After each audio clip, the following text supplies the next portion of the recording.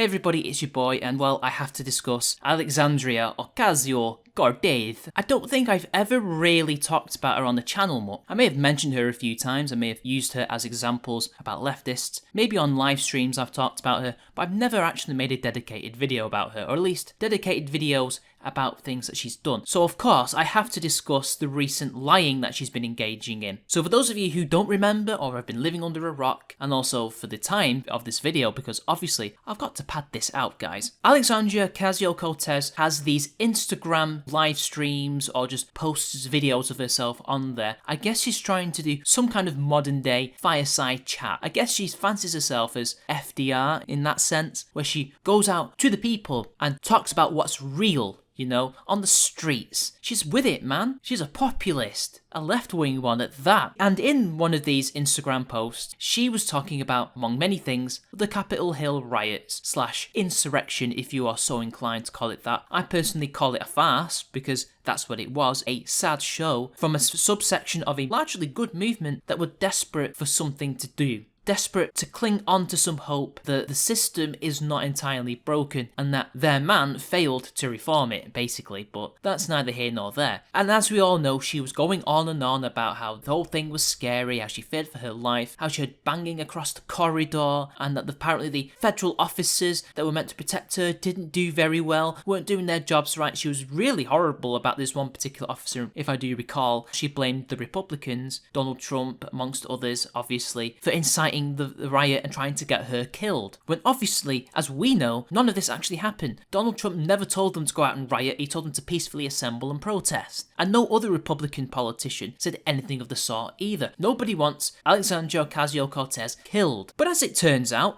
Ocasio-Cortez was lying. She wasn't even in the Capitol building during the events that happened. In fact, she was 100 yards away in another building in her office, which was closed down for safety reasons, and apparently she was scared over nothing and hid in the bathroom, apparently. And the reason why she was so scared and hid in the bathroom was simple, because she claimed that the insurrectionists were trying to break through her office, that they got inside, and that meant that her life was in danger. And she thought that this was the end, she was going to die, and that would be it. And we know this because another politician, Rep. Nancy Mace, told us about it. Her office is in the same hallway as Ocasio-Cortez. In fact, 2 doors down, so very close by. And she says that there was no rioters in the area, and in fact, this was an egregious claim and a lie. Nancy Mace says that AOC made clear she didn't know who was at her door. Breathless attempts by media to fan fictitious news flames are dangerous. My office is 2 doors down. Insurrectionists never stormed our hallway. Egregious doesn't even begin to cover it. Is there nothing MSM won't politicise? But the thing is, the MSM didn't politicise this. AOC politicised it. This was a political move on her part to damage the opposition and to give herself some more social cred, some more political capital, to take advantage of the political situation, because this is what she does. She's a demagogue. That's her MO. And not only this, to somehow add credence to her lies, Ocasio-Cortez even mentioned that she was sexually assaulted in the past, as if this in any way should make people trust her. Now, obviously, the left have the hashtag believe all women thing, so this definitely would make the idiots amongst them believe her, but for those of us who don't hashtag believe all women, this means nothing. This is a non sequitur. This is just something that is an emotional tool. It's a psychological trick. So after the outpouring of support that she got from the mainstream media and the public, when these lies were finally exposed and she had egg on her face, a miracle happened. Soon, hashtags on Twitter were trending about AOC's lies. In particular, one hashtag was called Alexandria Ocasio-Smollett, which is a very funny one. These were all trending, beating Twitter's algorithm, which means that not only were right-wing or centrist people were calling her out, but I assume even some left-wingers must have been in there and amongst the crowd, pushing these various hashtags onto the trending page. Now that is a very good thing to have accomplished in just a day, especially with modern-day Twitter. And of course, Ocasio-Cortez was not happy about this. Either she admits that she lied, which she can't do because she's a politician,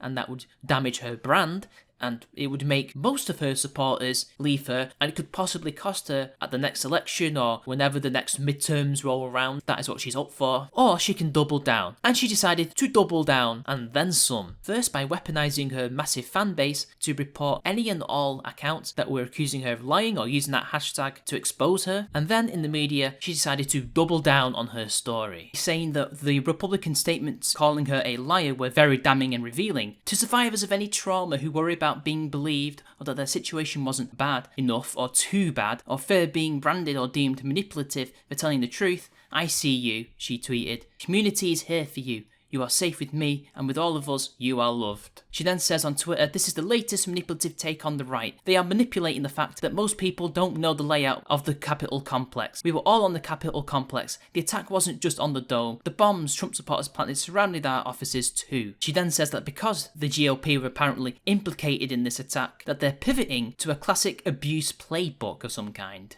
And then just waxes lyrical about trauma, blah blah blah blah blah, we all get it. There were no bombs planted, so in her attempt to defend her lies, she lies again. There were no bombs planted at the protest or around the Capitol building. The FBI didn't find anything. There were pipe bombs planted before the election at both the Republican National Congress and the DNC, but nobody knew who did it. The FBI couldn't find out who planted those bombs. And all the attempts to accuse them of victim blaming is just moot at this point, because we have witnesses to you being there. We know the layout of that area. The building that your office is in is nowhere near the Capitol building itself. It's 100 yards away. And no insurrectionists went anywhere near that building. They weren't interested. They were interested in the symbol of power itself. Why would they go to some place where there's offices? That doesn't even make sense. That wouldn't even send the right message, would it? And the fact that you're trying to censor people from talking about this speaks far more volumes about you than it does about the Republicans who are criticising you. Because at least we have actual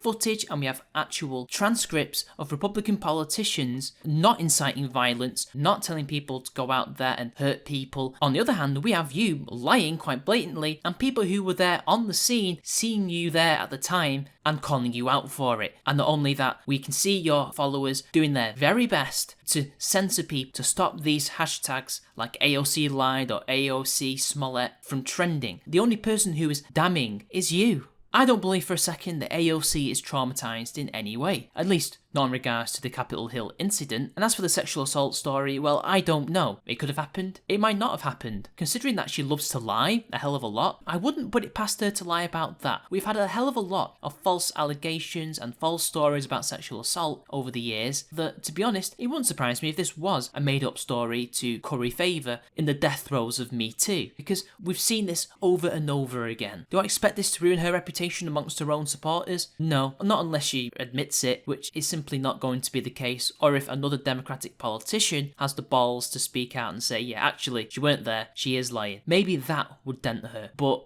I really don't see it. I mean, this is the same person who stopped Amazon from potentially employing tens of thousands of people in her local area because it's Amazon. They were going to build some kind of warehouse or headquarters and it would have been really good for the economy, but she said no and somehow got re-elected. This is a left-wing politician, a socialist one at that. These people can do anything that harms their people, their communities, and they'll still get elected because they've got the blue/red ribbon, and that's be all and end all of it, I'm afraid. It takes something monumentally terrible for them to be ousted. All I can say is keep up the good work, expose the lies if and when they come, and until next time, been your boy, and I'll see you all later.